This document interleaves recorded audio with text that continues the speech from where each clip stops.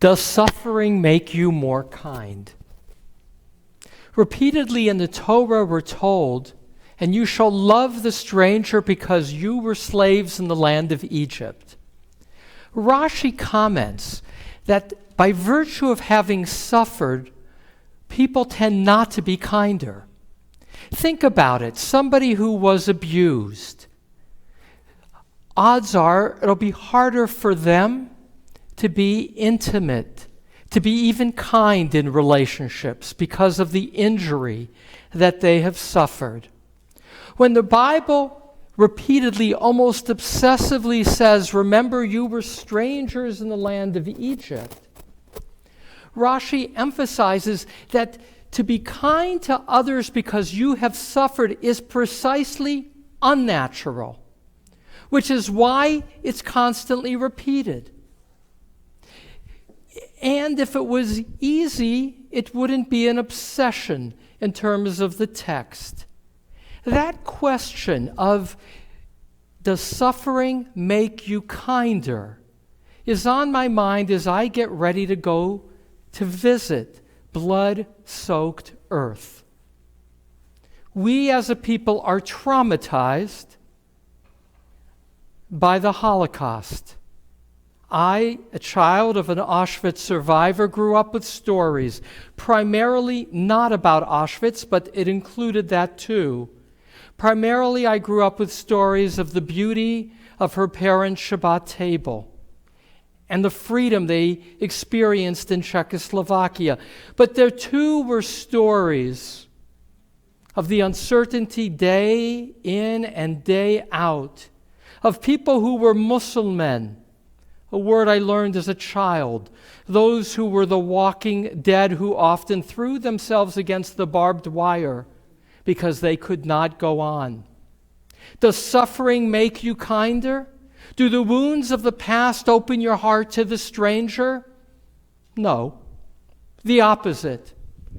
The opposite, because usually people who are traumatized by the past turn inward, marshaling their energies out of fear to protect themselves. I am nervous about going this next week to visit Ponar, to visit Treblinka, to go to Auschwitz. I am nervous because I know it is painful to go. We as a people have a sacred text that asks us to do that which is more than human, to rise above our pain and to see it through the eyes of a parent. Can you imagine God's tears in seeing the suffering during the Holocaust? Children not seeing the humanity of others. And we Jews say, never again. Never again will we allow ourselves to be victims. But that is not the teaching of a religious people. That's the teaching of a tribe.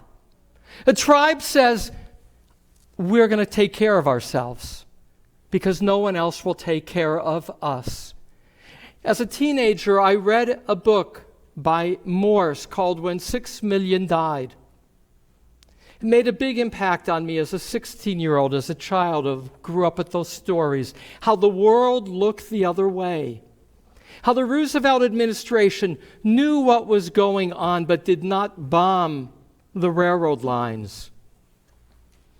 People like my parents were not taken away until April of 1944. In only a matter of 10 weeks, 450,000 Jews would be taken away from the Hungarian-occupied territories. The trains were not bombed, and lives were not saved. And Jews said, never again, and rightly so. We put together a powerful army, and rightly so. I share this because I'm embarrassed for myself. I grew up listening to Elie Wiesel as if he was my uncle. He had the same accent as my parents. I had the privilege to get to know him. I sought out that privilege because there was a sense that he was able to articulate more than my parents, a broader perspective of what they had gone through. And what Elie Wiesel said is that the greatest command of the Torah is al titalem, do not be indifferent. His concern in helping create the Holocaust Museum in Washington, D.C. was not only to create a memorial to the suffering of the Jewish people, but to create a testament to human cruelty, to teach that we cannot ignore the suffering of others, not just Jews.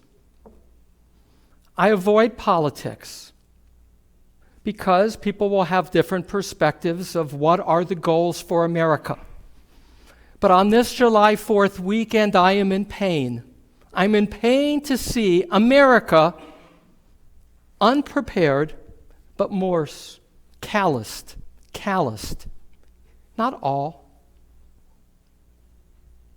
But as a nation, it's not who makes the decisions, it's about what happens on the ground.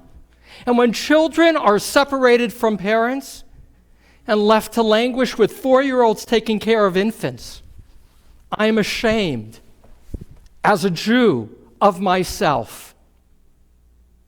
I know that when I go to Eastern Europe now, it will be painful. What I anticipate is I will come back saying the words I'm saying now, but more courageously. Because if I'm not more courageous as a Jew, if I allow myself to be indifferent because of my ease, I'm a hypocrite. I'm a hypocrite. Because as a Jew, I said, where was the rest of the world? Elie Wiesel, my teacher, said, children are innocent. And when a child suffers, we are all responsible. America is the most rich country. We are powerful. Are we exceptional? Only when we aspire to be exceptional. It is not a status. And I am ashamed, as a Jew, that until now I have not gone to see and do and act to help more. Understandably, there is a crisis at our borders, overwhelming. And there are limits to what people can do. But not to feel the pain and the shame is to be indifferent. And I have been indifferent.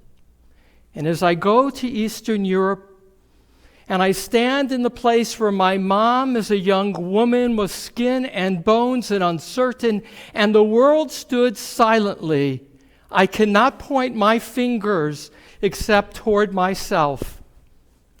Ribono Shalom, Master of the universe, I, on this July 4th weekend, look up at the skies and I see more than fireworks.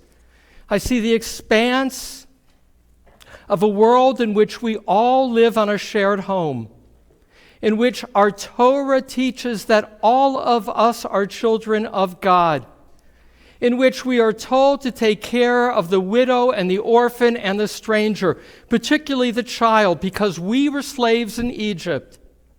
Yes, not because it's natural to respond to pain with kindness, but because we are called to remember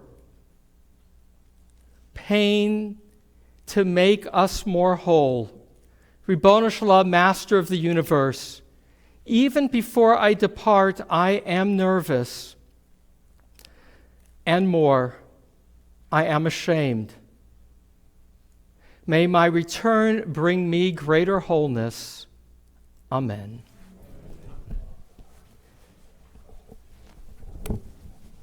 Our